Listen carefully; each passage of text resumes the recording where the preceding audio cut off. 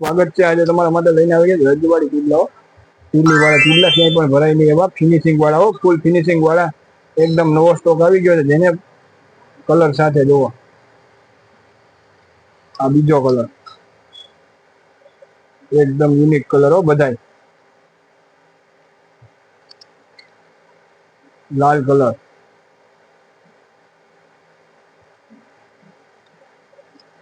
green colour